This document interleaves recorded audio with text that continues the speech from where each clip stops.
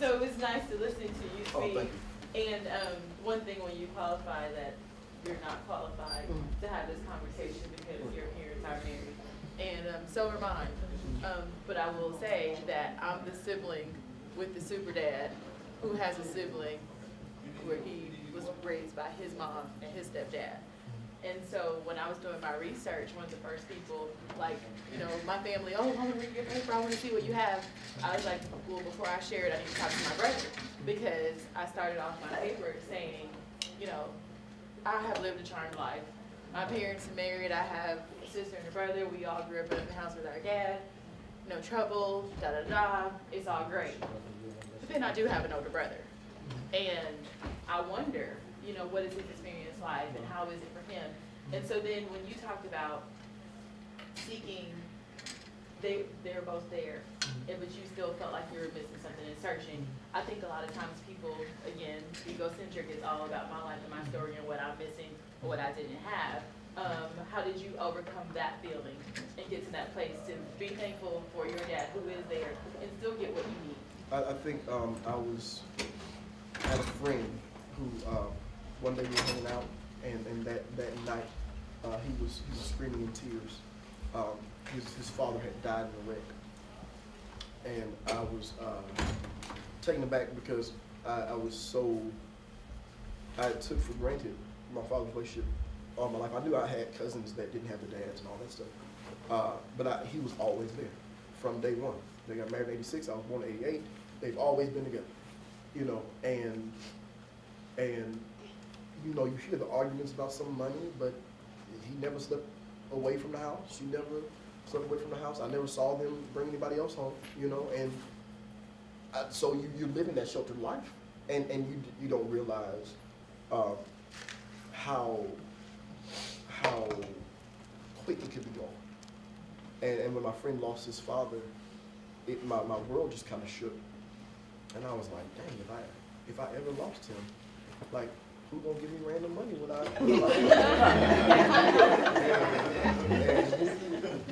like, who's gonna talk me through? And the funniest thing is, my wife and I wouldn't be together today without my dad. My mom and his mom had the worst relationship, and I mean, I've seen my grandmother call my mom out of her name, and we went spells without talking to my grandmother, and then my dad bought her a house, and it's like, oh, okay. And when I got with my now wife and we were just dating, her parents totally rejected me and us. We were not supposed to. And we hadn't talked to them for almost a year and 8 months. When we got married, she walked herself down the aisle. She's had her father all her life as well. And her dad wasn't there for her in the most precious time of her life.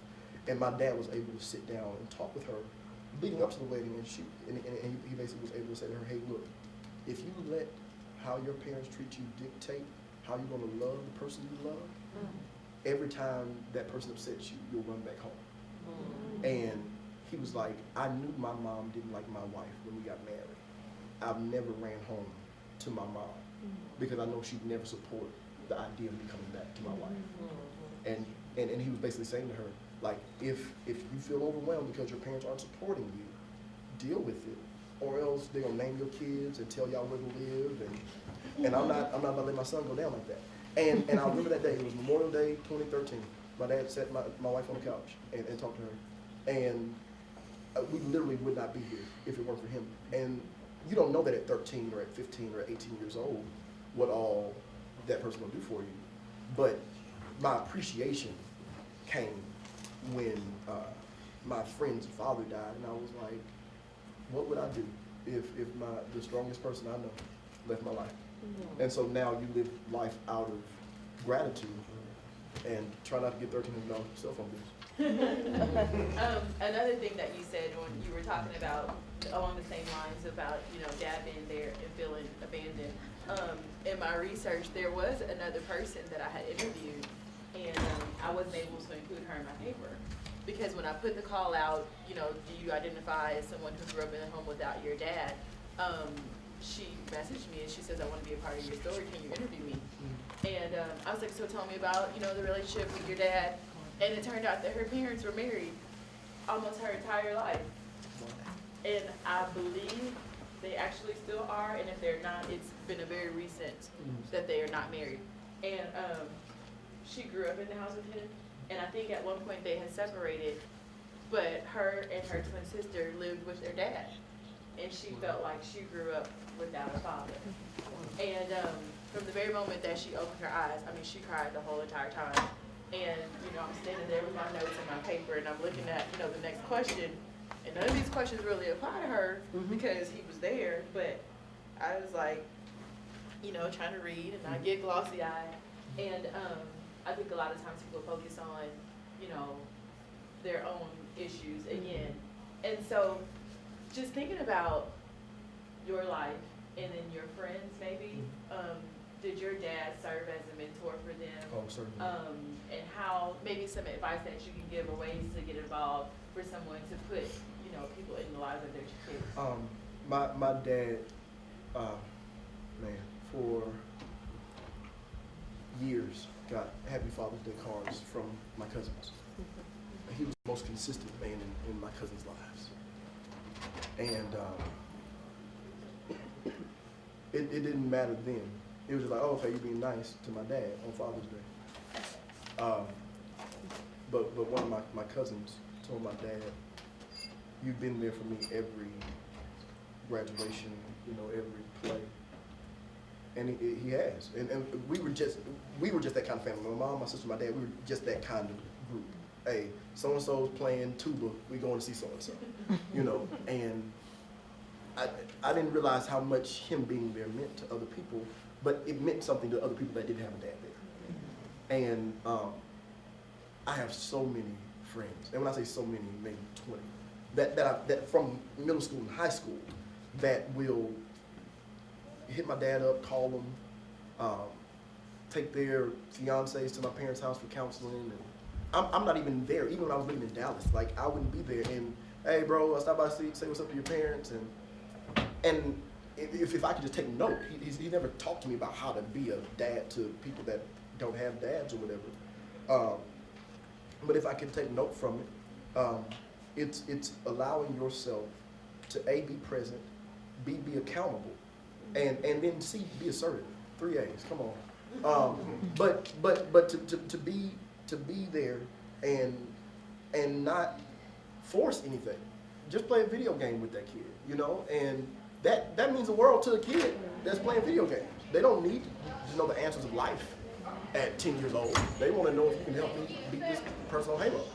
And my dad used to get tired of playing games with me. But when I had all my friends over and sleep over time, he'd be there and they'd be able to ask questions, and you know, he could say it's time to go to bed, and they go to bed, and that I think that is, it's important also. Anybody that's raising a child and has a male that you can lend them to, letting that person have that control and not giving that whole "you're not my kid's dad" or anything like that. And then when you were talking about kids being sponges and soaking up everything, I think can you just touch on that a little bit more, because what your parent is in your life, doing your scriptures every day and praying in the morning and at night, and obviously you put that in. You had some issues at some point, but you still put that in. So just kind of talk about that. I have a What quick parents question. should do. Is that your son? Yes, sir. Do you know I know that kid? He told me. Okay. That the flyer, he's like, I know him. I said, how do you know him? Toby is one of my best friends. I see him every week at Hope City. Anyway, I believe me, I know. Another example of a friend of mine who's peer, same age as me, spends, I don't know how much time a week with him, but I mean, they're together all the time at church. And he sees him at church, and so that only makes him get in his mindset, okay, when I grow up, I have to go to church. So small things like that. But your question was? Like being the sponge. Being the sponge. So whether it's from the positive aspect or the negative aspect. I know I was talking to a grandmother who was talking to her granddaughter, and you know, the granddaughter says, "I'm the best daddy in the world," and oh, my dad is so great. And she says, "Oh, where did you learn that? Who told you that? Did your mom tell you that?" Oh, no, my mom hates my dad. But at 4, she knew that, and it was true. And what you somehow, call that? What do you call it? The internal. the internal locus of control. Internal locus of control. And everything that you said had a lot to do with that. I wrote down my notes, but I didn't feel like putting my notes out to say And it. so But yeah. when you talk about being sponges, just talk a little bit more about what parents can do to make sure that their kids are soaking up. Real quickly, make your kids read. Make your kids read. Make your kids read. Make your kids read. I started reciting poetry at 4 years old. To this day, I've competed on the debate team around the world reciting stuff that I've known since I was 7 and 8 years old. Because my mom, who was a literature nut, and she was, and my dad didn't finish college, and so he was studying at U of H, and somebody saw one of his drafts, and now he's on his 23rd year as an architect at a major firm. But so his thing to me was always graduate, because he's like, I didn't graduate. And I'm like, man, you make 6 figures. You up here rolling. And he's like, but I don't have a degree. So if they ever made a law at my job that you had to have a degree to be here, I'm going first. Even though he runs 40 people's jobs and he's a supervisor, all that stuff. But at the end of the day, on MLK Day, we couldn't go outside and play until we had read at least 3 of Martin Luther King speeches. And to this day, I can recite those speeches back to you. And on Monday, we were at home cleaning up, and my wife was laughing because we were playing the speeches. I was reciting them word for word. And she posted on Facebook, she's like, well, at least I know how my kids are going to be raised on Martin Luther King Day. Because, but to this day, the way I'm able to reason is not based only on my own intellect, but going back to solid quotes from people that make sense. If the arc of the moral universe bends towards justice, that's a King quote. But now I know a lie can't live forever, and truth crushed to earth will rise again. So if they're lying on you, if they're talking about you, let them talk. That kept me out of a lot of fights in high school. Let them say what they want to say. If they want to call you gay, let them call you that. Whatever they want to do. Let them do that. You do you. Truth will always rise. I didn't learn that from a rap song or from a concert. I learned that because my mama made me read Martin Luther King speeches. And we had to write dictionary definitions 100 times when we got in trouble at school. And we had to read the encyclopedia. This was before Wikipedia was out. We had to read the encyclopedia if a teacher called the house. And my mom was not this huge academician. You know, it took her just as long as it took me to get out of school, 6 years, and 4 institutions. But make your kids read. I swear, that's where the secrets are. That's where the answers are. The people that came before us, they lived life and they wrote it in a book. And they put it up, and the truth of the matter is, if you want to keep somebody stupid, put it in a book and hide it from them. And if you teach your children to read, they will surprise you and surpass you because of what's up here. And let them play ball all they want to, and let them, you know, have fun all they want to. Teach your kid how to play chess, and teach your kid to read. And I swear to God, you'll be raising the next Barack Obama or whoever. Strategies come from chess. Knowledge comes from reading. I'm a chess player, I'm a reader. At the end of the day, I'm a chess player and a reader. And life is chess. And life is the sum total of scriptures and quotes and sermons that you've heard. Read. That's all I can say. I would just say I agree with that. Growing up, my little sister is here. Wait. and we also have 2 brothers. And on our mirror in the restroom in the mornings when we were getting dressed, there were 15 statements. They're called 15 freedom truths. Yeah. And so from the church that we grew up, our pastor's wife wrote this book, and it was about my thoughts on Victoria's Confessions. And basically, the things that you say about yourself are the things that you believe about yourself, because that's what becomes in you. Yeah. And so you are your biggest critic. You are responsible for how you end up, because what you see, what you hear, and what you believe about yourself is then what you will become. They did a study. They took kids, tested them. This group of kids scored the worst possibly at the school, and you all scored pretty fair, you all scored well. Well, they took this group of kids and put them in a classroom separate to themselves. And they said, we're going to take you and we're going to put you in a special classroom. You all are so smart that we don't want you to be affected by the other kids here. Their grades, their effort, their everything shot up tremendously. These were the kids who were about 2 points away from being considered, you know, needing special ed. Wow. But because I told you, you all are the best or the brightest, and this is this is why you are separated from yourself, from everybody else, and this is what we believe about you to be true. It's amazing. So be careful. Yeah. Kids are sponges. And I'll just add on that. My wife and I, we have our daily affirmations as well. Like that, those verbal truths or whatever you were reciting as a kid, that stays with you. And what it does is it just evolves. So while you talk about making straight A's, eventually it becomes, okay, I want a good job, okay, I want to start my own job, okay? You know, it just evolves. But affirmations, Google it, daily affirmations. And you start by speaking that over your kid, and then make them memorize it, and reward them for memorizing it, and then reward them, like my friend here, for being able to recite that back to you every day. And let that become their mantra, and that becomes their... You remember them, don't you? Their force. Were you about in elementary or middle school when we started that? Yeah, and Yeah. I had my new, you were boss, so I had my new confessions on my mirror Yeah, right now. that's so awesome. But I mean, I could say them right now, and I learned them in middle school, and I also learned the states in alphabetical order in 5th grade, and I still know that too. But anyway, so now we're gonna bring up all of our panelists. Just if you have any questions, the note cards, that people have note cards that you have been asking questions for, or if there's something that you really want to know. But we just want to have everyone up here, and so that we can hear from you if there's just something you really want to know. But while we're doing that, do you have any comments or statements? Welcome to our students who are in here.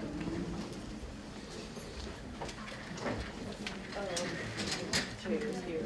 I'm gonna stay up here too, though, just in case. I know we should. Any parents that have questions, could y'all break them in so we can No, go ahead? I'll come pick them We'll up. come get them. That way we can ask them. I don't know if y'all appreciate this, but I got a lot out of it. Yeah,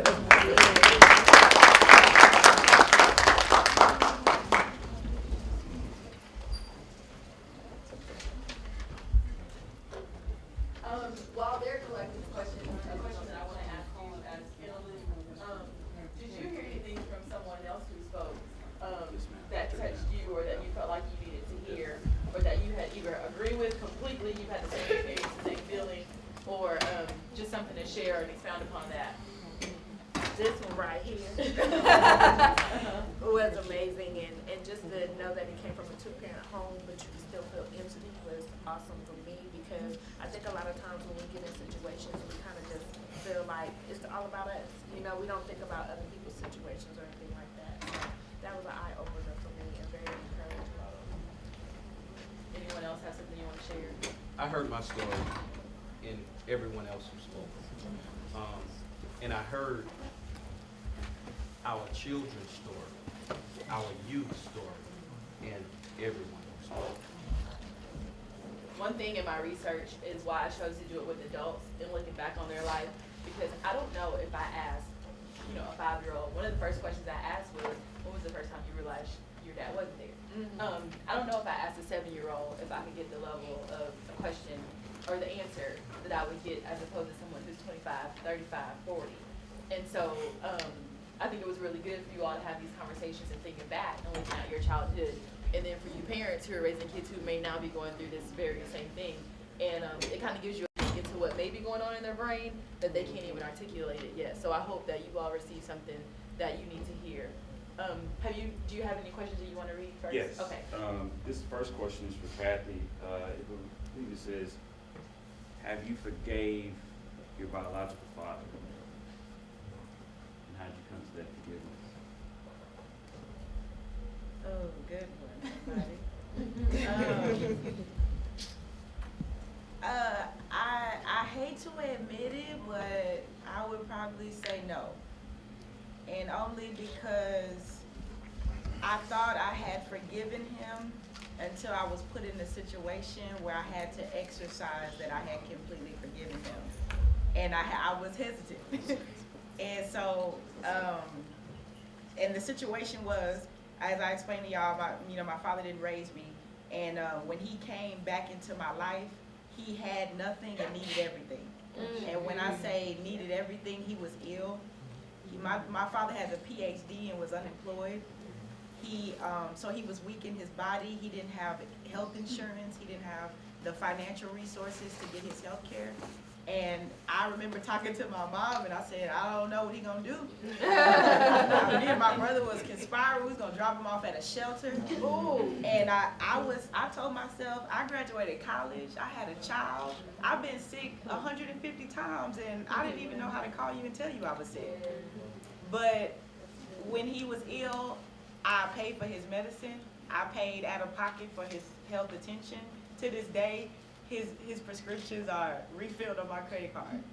And it was because I said, if I say I forgive this man, and I am to mirror the forgiveness that God mirrors to me, even if he has never gone anywhere and I continually turn my back on him, then who am I to pray to my God to forgive me for the wrongs and my transgressions, and I don't exercise this in my day-to-day life? That's good. And so when I say I don't know if I've forgiven him, it's because, you know, I hesitate each time and I complain and I say, not this time, I'm not gonna do it. Maybe, you know, next, but I know that comes from somewhere, but I am still making a valiant effort and moving in the right direction each time and each day with him. So I hope that, you know, through prayer and exercising that I'll get there. So. I just want to add, don't ever confuse your apprehension for lack of forgiveness. You promise? Listen, because I hear forgiveness in your words, and I hear it in your actions. I think that because you may not feel comfortable, you feel like you haven't forgiven him. Yeah. Forgiveness does not require comfort. That's Ooh, good. I like that. Like, free yourself in this moment. Like, you have let that go. If your life were to end right now, that is not at the top of your list of complaints. Yeah. You know what I mean? Sure, pray to feel comfortable one day and to reconcile if that's your wish. Yeah. But never confuse that you're a little uncomfortable or uneasy with the thought or the memory with the lack of forgiving. I feel like you forgive me. You only know, but I hear forgiveness in your I heart. hope I have. I try to, and I just wanted to answer it as honestly as Yeah, I yeah, could. certainly. But thank you. Certainly. This question is from a parent that's here, and her son is here with her, and he wrote on his balloon, how can I, well, she wants to know, how can I keep this statement? How can I stop this statement from happening? He wrote on his balloon, I hate my dad. She doesn't want that to hurt her son any longer, and he's kind of dealing with that. So, what do you guys this is for the open panel? Before you all give your answers to that, I did want to ask you, James, you were in the room with the kids. Can you give an overview of your conversation and interactions with them? Sure. First of all, my name is James Martin. I am a speaker and author and image consultant here in Houston, Texas. And we started out with an interview. What I wanted to do is I wanted to give the individuals a chance to understand a couple things. I interviewed a gentleman earlier, and one thing I wanted to show them is to kind of let them know that you can do whatever you set your mind to. What happened is last night, out of the blue, I thought about doing a talk. I've always wanted to do a talk show. Here I am. I was going to do a talk show.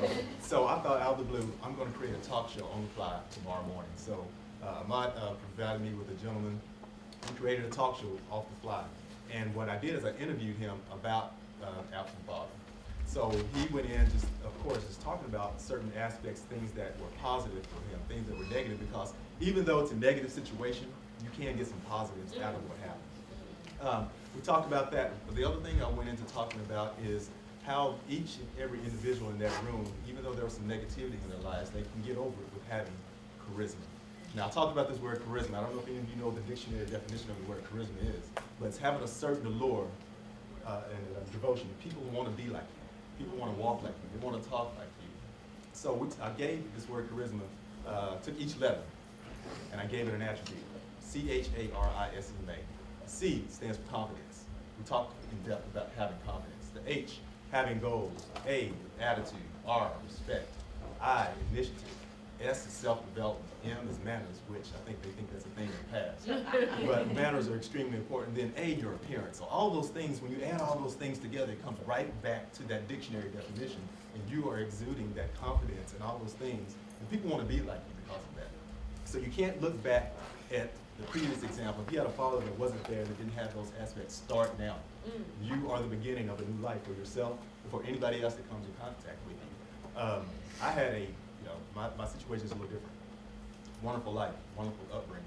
And I always think about my dad, 80 plus years old. And I always have this vision. Before I went to school every morning, I was standing in front of this mirror. We had this long mirror in the hallway. And I had an afro, believe it or not. Had an afro, and I always had this vision because it's actually happened every morning. He'd stand behind me, and he'd pat my afro, right? He'd pat my afro. Now, I carry a picture with me each and every day in my briefcase because that picture, that afro, was very lopsided, okay? But every morning my mom would come and say, I don't know what your dad did, let me fix this. But what I'm thinking is, he was present. He was present, and I had, not only did I see him in the mirror behind me, literally, but I just think in my mind, somebody's standing behind me. And that's what I try to get over to our young folks each and every day. Even though if you're growing up without a father, change that. You have the opportunity as a man to change what you've seen in the past. Even talking to our young ladies, you have the opportunity to look for these certain qualities in a man, and it's extremely important that once you come of age, you start looking for these qualities. And to my men, I have to challenge you. I absolutely have to challenge you. Your arm should be so sore from reaching back, grabbing a young man and bringing him with you. Okay? Yeah. You should be, that should be priority to you. Mentorship. I know we all are busy, have busy lives, but we do what we want to do. We do what we want to do. So my challenge to each and every one of you is to make sure, even if it's just a phone call, even if it's dropping by someone's home, you have to make it a priority. You know, you have to keep this in your mind also. I heard this once, it was said that, stop saying that I've got to do this, and start saying that I get to. Yeah. Okay? Not that I got to, because when you say I got to, it becomes an obligation. When you get to, it's an opportunity. Okay. So now that you all have heard what the kids have been doing all this time, now going back to that question, what can you do to help the child? Let's read it one more time. I'm sorry, I don't mean to interrupt, but I did the project with the kids, with the balloon, so it's kind of tugging in my heart. And to answer the mother, whoever child wrote on the balloon, what we did was we released it and we wrote whatever pain that was inside of us, and we let it go. And that's how you answer the question to things that plague you in life. A child can be from 2 to 7 to 27. When you put stuff in the atmosphere, like writing it down, like you write your goals, him saying that I hate my dad is not a bad thing, it's a great thing, because he's putting it out there to let it go. And that's how, as a mother, as a single mother, my mom being single, when you hold stuff in and you keep that, that's how children become angry and upset. So let your child express their hate. If you want to talk to your child every day and they say, I hate their father, they hate their mother, they hate their father, they hate their situation, allow them to, because they need to release all the negativity so we can put the positive back in. So to that young man who wrote on that balloon, like, I feel you so much, and just keep on pushing. Keep on saying those things even though it feels uncomfortable, because one day you're going to say, you know what, I love me and I love my daddy wherever he may be. Because it's out. And that's how we change things, by letting it out. Don't be afraid to be vulnerable. So whoever you are out there, I don't know who even wrote it on the balloon. I love and I care about you, and keep doing what you have to do so you can be successful in the future, because you are young and you have a chance. And that's what you should do. Thank you for that. I want to add to that because the second chapter of my book is My Dad Isn't My Dad. And there is a note I wrote to my biological father in the book, because what I had to understand, I did go through life saying I hate him. But once I understood the situation, I wrote in the book because he came into it too. He didn't find out about me until I was 13. So he went through life for 13 years while I was on this earth not knowing. And so I put in my book, we both came into this at the same time. So how could I be angry at him for something? We both didn't know each other. We both didn't know how to react. We just didn't know. And so that's why all of the hatred really harbored towards my mother, because she kept that secret. But at the same time, I couldn't blame him. I couldn't be angry and couldn't be mad at him no more. And now he's had a couple bypasses on his heart. And so I always, when I do go back home, make it an effort to go see him, because I don't know when God's going to call his number. With losing my mom, and like I told him, when my mother passed, he came to the funeral. I had both of my dads. That was an amazing, amazing feeling for me in my heart. And one of the things my stepdad said to my mother on her dying bed, he told her, I forgive you. I forgive you, because she took him through it with finding out I wasn't his. And after that, a couple hours, she went on and went home. So it's powerful to understand and let it go. That's why I got a book. That's why I always encourage my survivors, speak your truth, even if your voice shakes. Speak it, because you have to get it out. You have to. Yeah, and I was just piggybacking on both of those. The black community, we have a big issue with counseling and therapy and mental health, just to be whole, or at a whole. Get you a therapist and take that child. There are clinical psychologists that are able to deal with children specifically. And there are websites where you can filter through and say, I want a female, Christian, black psychologist in Houston in this zip code. There are websites for that, psychologytoday.com, and go lay on somebody's couch and let that kid talk. And I remember the first time I went to a psychologist in high school after a traumatic situation in high school. And to this day, my wife and I, we go see a therapist every other month. Just because you need to let somebody else who's unbiased in your business to tell you the truth from the bird's eye view. And so I totally agree with writing it down and talking about it out loud. But sometimes him talking about it out loud to mama has a bias already about daddy. So I hate him too. I just don't want you to hate him. I don't want you to hate him because you my baby. I don't want you to hate nobody. No. He hated because you, all right. No, and I'm not saying that to you directly. But go let him talk to a third party who's unbiased. And maybe some of us need to, as adults, need to go talk about that too and let that go. Yeah. And sit down and let somebody else invade that and heal us from that place. And Damon, you wanted to have a comment on that as well? I just want to remind everybody with that comment that hurt doesn't go away. The injury does. We have to remember that. That thought of hurt, that's reoccurring.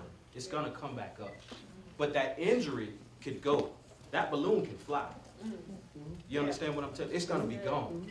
But that kid still is going to hurt because it's a feeling, it's an emotion. We can't forget that. The injury can go away. We can break our ankle. The injury will heal. That ankle will heal. But you'll still remember what that pain felt like. So then you had some note cards that you wanted to do. We don't have any more time. We have to get out of this building. We got one more thing. And we have this one activity. And then if you had any questions or anything that you're burning, I would hope that our panelists would stay just in the hallway and you all could talk to them. Yeah, I'm definitely sticking around. Also in the hallway, the members of Jack and Jill, they just got here. They're coming in right after us. So even you parents want to get your kids signed up, talk with them. But we got to move on because the next thing we're gonna be outside. And go ahead.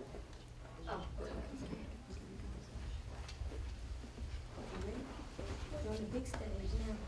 So like I said, what I explained to you is we wrote down some of our issues we have with our father, mother. I even allowed the kids to because I didn't know all of their stories, even if they had something personal with their teachers, with their friends. So we can write it down, we can put it in here to let it go. So he wants to share with you what he wrote about and what's on his balloon. Both. Oh, let me get you right. Take it out and read. I can't. It's inside the balloon. It's inside. I wrote for my teacher. One of them, she yells too loud. 2, she gets us all in trouble even though one person did it.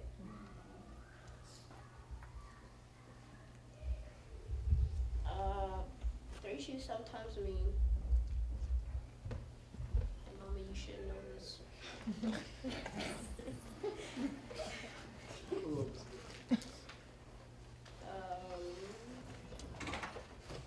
And that was it. And I had to write on this balloon, I forgive you. And what you gonna do after you let this balloon go? Forget about it. That's good.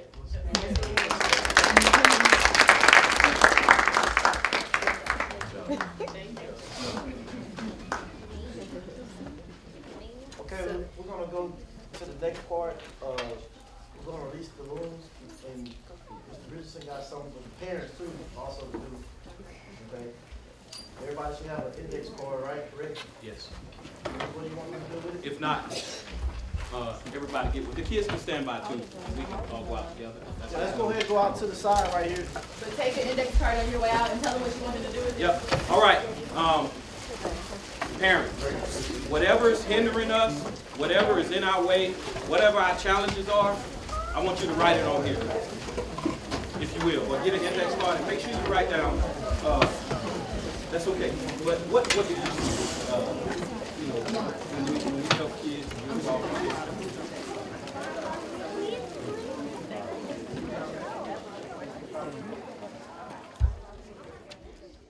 Some of you guys like hip hop, so you can write a rap to express yourself. But I wrote this poem, and then after I finish, we're gonna release our balloons and celebrate this moment, okay? All right, here we go. Yes, ma'am. My son is not This is a mod's mom. doing this. But this is what I have to say to the young parents and things. Listen to your kids. A lot of parents shut their kids out and do not let them voice their opinion. Well, if they don't voice their opinion, you don't know what they holding on the inside. So as a parent, you want to say, oh boy, shut up, go somewhere and sit down. You don't know how that kid is feeling. You don't know what he's feeling on the inside. But if you take the time out to let the kid voice his opinion, sometimes you might not like the things that they're going to say. Sometimes they might want to make a decision about things, and you might not feel that it's right. But if you don't listen to them and let them voice their opinion, what is they doing? They holding it up on the inside, and what is it doing? It's tearing them down because why? Nobody wanted to listen. The mom and the dad, they wanted to let them voice their opinion. But sometimes we have to let them be heard. And that's all I have to say. Amen. So even after today, y'all continue to write down your feelings, okay? And if you want to destroy it, you can. If you want to keep it in your journal and revisit it or share it with your family, you do that as well, okay? All right, here we go. I see too many black men behind bars. I suppose the rest are chasing white girls. Or simply can't be monogamous. I guess not having their fathers around gave them issues with trust. Leaving too many black women unmarried. Some with 2, even 3 baby daddies. Taking their own bitterness out on their kids because they're the spitting image of their daddy. And even if they could forgive and move on, they've convinced themselves that they can't. The psychological scars hurt too badly. This is the type of dysfunctional baggage that we pile high at our doors and leave unresolved for our children to carry. So our little boys are growing up desensitized and cursing. Baby girl no bigger than this and already thirsty. Neither of them know how to respect themselves because they weren't taught to in the first place. So this little boy, he think he cool. He on the way to school with a gun in his backpack. Lucky for the world, he never goes. Cause he stops at that corner to really learn. You know, there the homies don't call him dumb or remind him where he lacks. You see a vicious cycle begin to perpetuate. An old so familiar story runs itself back. Because that little boy, he becomes a man. But he's broken instead of whole. He struggles to pick up all the pieces. No one to confide his true feelings in. So in random women, he's releasing. All the pain of needing love and not having his father there to give it. And trying hard not to blame mama, he knows she was just working too much to see it. But it is what it is. He's become a product of his environment. And he has a little sister. She's still a baby. However, she's making babies before she's even old enough to raise them. But since there was no dialogue about consequences in their household, she chose to experiment. And we all know how that story ends. It is what it is. She too has fallen victim to her environment. Now, don't get me wrong. There are some exceptions. You could end up with a production like me, born to a teen mother of 2 with an estranged husband and a GED. But over her iniquities, she spoke while her children were still in the womb, making commitments before there were visible resources that they could wear designer clothes, perhaps go to better schools. That same womb has now birthed college graduates, homeowners, and entrepreneurs. So the vicious cycle of past and pathologies, it can be overturned with awareness and a little involvement. or we can sit back and keep using the same lame excuse that it just is what it is, and watch as we lose our precious future to this environment. That's it. Thank y'all so much. Y'all ready? 1, 2, 3.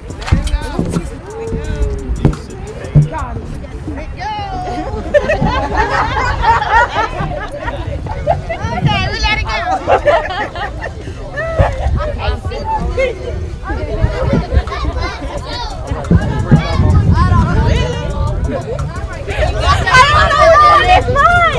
It's in there. It's turning away. Okay, there we go. The paper's still gonna fall out.